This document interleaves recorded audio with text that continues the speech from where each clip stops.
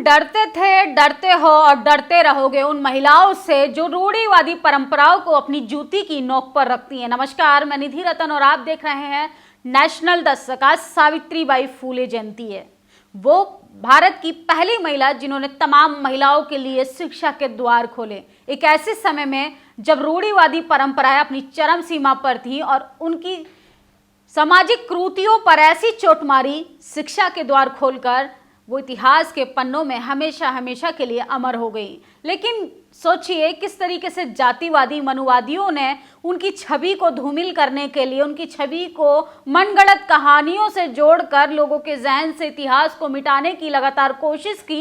लेकिन बहुजन समाज के लोगों ने फिर से इतिहास को जिंदा करने के लिए लगातार प्रयास किए। डॉक्टर अम्बेडकर ने महिलाओं के लिए न जाने क्या कुछ नहीं किया।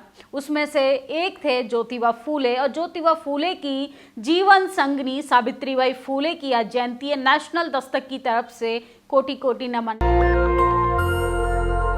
लेकिन आज बात करेंगे महिलाओं की शिक्षा पर। महिलाओं की सामाजिक स्थिति क्या है? आज भी आज़ादी के 75 साल बाद भी महिलाओं को हम दोहरे नज़रिए से देखते हैं।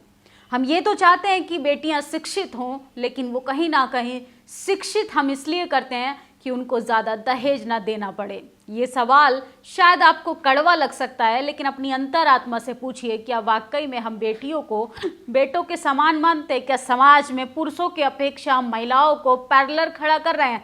समानता का अधिकार तो संविधान देता है, लेकिन कहीं ना कहीं हम समाज की नज़रों में अच्छा बनने के लिए, सर्वोच्च बनने के लिए, एक अपनी छवि को साफ रखने के लिए आज भी हम बेटियों को घर की चार दीवारी में रखना ज़्यादा पसंद करते हैं। कहीं ना कहीं हम बेटी के जन्म से ही उसमें एक अच्छी बहू खोजना शुरू कर देते हैं। हम ये नहीं देखते कि वो बड़े होकर एक अच्छी डॉक्टर बन सकती है, एक शिक्षिका बन सकती है, मदर टेरेसा बन सकती है, सावित्रीबाई फूले बन सकती है, रमाबाई बन सकती है।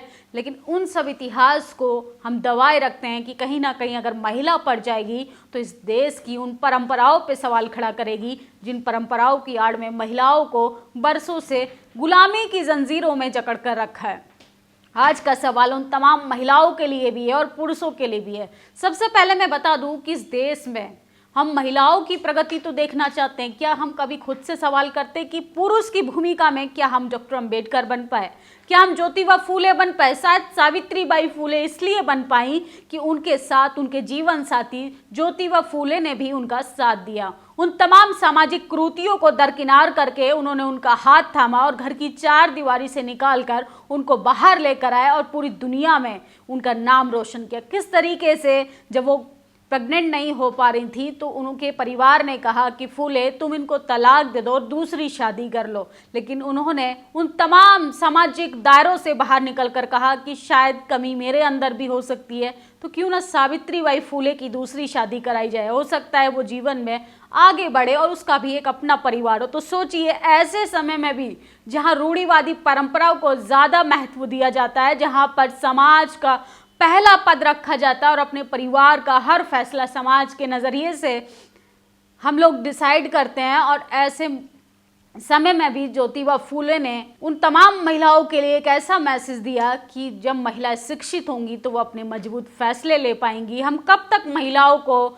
अब देखेंगे कि आसपास हमारे ना जाने कितने महिलाओं के साथ उत्पीड़न होता रहता, मानसिक, शारीरिक, तमाम तरीके की चीज़ें। बचपन से हम चीज़ों को देखते आए हैं कि अगर खिलौनों से खेलना हो तो बेटी के हाथ में बचपन से ही गुड़िया थमा दी जाती है, छोटे छोटे खिलौने थमा दिए जाते हैं, छोटे छोटे कटोरी चम्मच थमा दिए जाते हैं। उसके मानसिक स्थिति को बिल्कुल बदल दिया जाता है। उसके दिमाग में ये बैठा दिया जाता है कि किचन का काम, रसोई का काम, साफ सफाई का काम एक लड़की को ही करना है।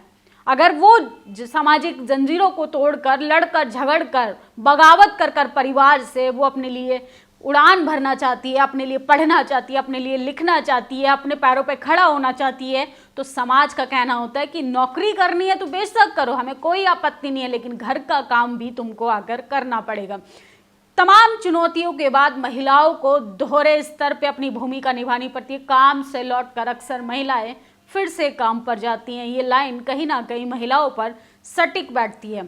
सावित्रीबाई फूले को आज सोशल मीडिया पे लोग तमाम तरीके की श्रद्धांजलि दे रहे हैं और लोग उनको याद भी कर रहे हैं। उनकी जयंती पे उन तमाम बातों को जो सावित्रीबाई फूले ने समाज के लिए त्याग किया, बलिदान दिया, किस तरीके से उन्होंने मरते दम तक इस समाज के लिए अपना किरदार निभाते हुए अपनी भूमिका निभाई। सावित्रीबाई फूले वही प्रथम शिक्षिकाएं जिन्होंने महिलाओं के लिए शिक्षा के द्वार खोले।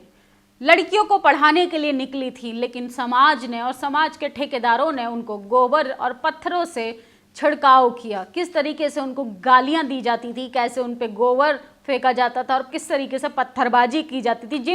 जिस समाज की महिलाओं को वो शिक्षित करने के लिए घर से निकलती थी, उस समाज की महिलाएं ही उनको अपशब्द कहती थी, ना जाने क्या क्या कुछ नहीं कहा। सबसे पहले अगर कोई महिला घर की चार दीवारी को पार करती है तो सबसे पहले प्रहार होता है उसके चरित्र पे। पुरुष अगर घर छोड़ता है तो वो बुद्ध कहलाता है, लेकिन महिला अगर घर छोड़ती है, ना जाने उसको किस तरीके से लोग बोलने लगते हैं। और हर बार इतिहास के पन्नों को आप उठा के देखेंगे तो हर बार चरित्र का प्रमाण भी महिलाओं को ही देना पड़ता है, पुरुष से कोई अग्नि परीक्षा नहीं लेता है। सावित्रीबाई फूले का जन्म 3 जनवरी 1831 को महाराष्ट्र के सतारा जिले में हुआ। छोटे से गांव में तो महज 9 साल की उम्र में पूना में रहने वाले ज्योतिबा फूले के साथ उनकी शादी हो गई। शिक्षा और समाज की तस्वीरें बदली जब सावित्रीबाई फूले ने अपना पति दलित चिंतन समाज सुधारक महात्मा ज्योतिबा फूले से पढ़कर सामाजिक चेतना फैलाई थी। उन्होंने 19वीं सदी में स्त्रियों के अधिकार, अशिक्षा, छूत, सती प्रथा, बाल या विधवा विवाह जैसी कुरीतियों के खिलाफ आवाज उठाई थी। अंधविश्वास और रूढ़िवादियों की बेड़ियों को तोड़कर एक लंबा संघर्ष किया। किस तरीके से 19वीं सदी में जहां महिलाओं को पति के मरने पे स्त्री को जिंदा जला दिया जाता था, दहेज जैसी प्रथा को, अगर जिस परिवार का दहेज नहीं होता उस घर की बेटियों की शादी नहीं होती थी। आज भी हमारे समाज में देखने के लिए मिलेगा कि किसी फैमिली में अगर भाई नहीं है लड़की का, किसी समाज में अगर पिता नहीं है भाई का, उसकी शादी में कितनी अड़चने आती है कि कहीं ना कहीं हम महिला की स्थिति को आज भी पुरुषवाद से रिलेट कर देखते हैं। लेकिन सावित्रीबाई फूले ने यह साबित कर दिया कि महिला सिर्फ एक घर के लिए नहीं बल्कि तमाम उन पीढ़ियों के लिए इतिहास बनती है जब वो शिक्षा पाती है। और ये सब उन्होंने साबित करके दिखाया कि वो जिन लोगों के लिए पढ़ लिख कर और पढ़ाना चाहती थी उन्होंने ही उन पर लालछन लगाना शुरू कर दिया था। ट्राइबल आर्मी सोशल मीडिया पर लिखती है कि सावित्रीबाई जब लड़कियों को पढ़ाने के लिए पुणे शहर के रास्ते से स्कूल जाती थी तब धर्म के ठेकेदार उनका रास्ता रोकते थे, कीचड़ फेंकते थे, मगर सावित्री ने इनका सामना बहादुरी, निडरता, धैर्य से किया। इस संघर्ष के बदौलत ही आज उसी पुणे शहर में उनके नाम से यूनिवर्सिटी है और परिवर्तन जारी है। क्रांति कुमार लिखते हैं कि गुरुकुल में द्विजों के लिए 100% आरक्षण था। गुरुकुल में केवल ऊंची जाति के बच्चे ज्ञान अर्जित कर सकते थे। श्रम करने वाले लोग यानी किसान, पशुपालक, मजदूर, कामगार और कारीगर को ज्ञान से वंचित कर दिया गया था। राष्ट्रीय माता, प्रथम शिक्षिका सावित्रीबाई फूले और महात्मा पिता ज्योतिबा फूले ने वर्ष 1848 को सभी वर्गों के लिए स्कूल की शुरुआत की और 100% आरक्षण को ध्वस्त कर दिया, जो कि एक पर्टिकुलर जाति के लोगों के लिए था। डॉक्टर रितु भी इस तरीके की सोशल मीडिया पे उनके साथ तस्वीर को लगाकर वायरल कर रही हैं कि किस तरीके से वो आज की महिलाओं के लिए नहीं बल्कि दुनिया भर की महिलाओं के लिए एक प्रेरणा बनी। और चाहे एक रोटी कम खा लेना लेकिन अपने बच्चों को अंग्रेजी शिक्षा जरूर दिलाना। देश की प्रथम महिला सावित्रीबाई फूले को सत सत नमन। नीरज झा लिखते हैं वो स्कूल जाती तो लोग उन पर गोबर फेंकते थे, वो महिलाओं की पढ़ाई के लिए स्कूल खोलती, लोग उनका विरोध करते, लेकिन सावित्रीबाई फूले आगे बढ़ती रही, करती रही जो उनके दिल में कहा।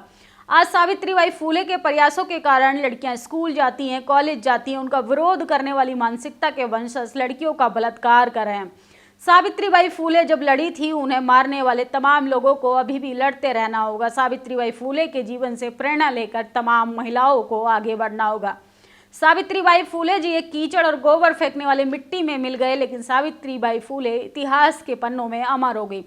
बीएसपी राष्ट्रीय अध्यक्ष आकाश आनंद लिखते हैं कि स्वाभिमान से जीने के लिए पढ़ाई करो, शिक्षा ही इंसानों का सच्चा आभूषण है। ये सावित्रीबाई फूले के कोट को लिखते हुए कहते हैं कि भारत की प्रथम महिला शिक्षिका को सत सत नमन। तो इस तरीके से लोग सोशल मीडिया पे सावित्रीबाई फूले को याद कर रहे हैं और लोग लगातार सवाल कर रहे हैं कि सावित्रीबाई फूले पर गोबर फेंकने वाले, पत्थर फेंकने वाले, उनके चरित्र का प्रमाण देने वाले लोग हमेशा के लिए दफन हो गए और इतिहास के पन्नों में अगर कोई नाम अमर हुआ तो वो सावित्री माता सावित्रीबाई फूले, जिन्होंने तमाम तरीके की कुरीतियों को नष्ट कर कर मनुवाद की जड़ों पर चोट पहुंचाकर उन तमाम सामाजिक दायरे से बाहर निकलकर महिलाओं के लिए इतिहास कायम किया। उनकी मैं कुछ लाइनों से अपनी बात को खत्म करूंगी। शिक्षा स्वर्ग का द्वार खोलती है, स्वयं को जानने का अवसर देती है। स्वाभिमान से जीने के लिए पढ़ाई करो, पाठशाला ही इंसानों का सच्चा कहना है। उस नाम का ज्ञान है, उसे धर दबोचो, मजबूत पकड़ कर पीटो और जीवन से भगा दो।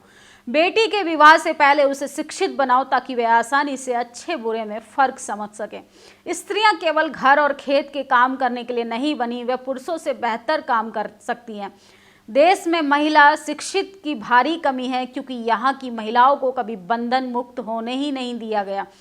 जितना अधिक आप जानते हैं, आपके डरने की संभावना उतनी कम होती चली जाती है। ये माता सावित्रीबाई फूले के उस 19वीं सदी में विचार थे जहाँ पर महिलाओं को घर की चार दीवारी की इज्जत समझा जाता था। तो आज भी महिलाओं के साथ किस तरीके से दोयम दर्जे का नागरिक समझा जाता है। महिलाएं एसपी, डीएम, यहाँ तक कि राष्ट्रपति तो बन सकती हैं, लेकिन आज भी कहीं ना कहीं उनका अभी भी वो स्तर नहीं हो पाया है समानता का अधिकार जिस तरीके से महिलाओं को मिलना चाहिए। आज भी पुरुष प्रधान देश में पुरुष ही ये तय करता है कि महिलाओं को क्या करना चाहिए क्या नहीं। ये तभी तय हो पाएगा जब महिला शिक्षित होंगी। और माता सावित्रीबाई फूले ने जिस तरीके से महिलाओं के लिए शिक्षा के द्वार खोले, उन तमाम महिलाओं को अपने लिए वो सब कुछ करना चाहिए जो इस समाज ने एक लकीर में ये तय कर दिया है कि महिलाएं खाना पकाएंगी, महिलाएं खेत का काम करेंगी, महिलाएं मजदूरी करेंगी, महिला बच्चा पैदा करेंगी,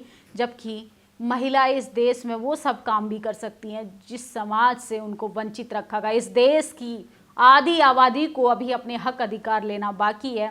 और नेशनल दस्तक की तरफ से माता सावित्रीबाई फूले की जयंती पे उनको सत सत नमन। इस वीडियो पर आपकी क्या प्रतिक्रिया, कमेंट बॉक्स में ज़रूर बताएं कि सावित्रीबाई फूले की क्या भूमिका है आपके जीवन में जो सबसे ज़्यादा प्रभाव करती है। शुक्रिया।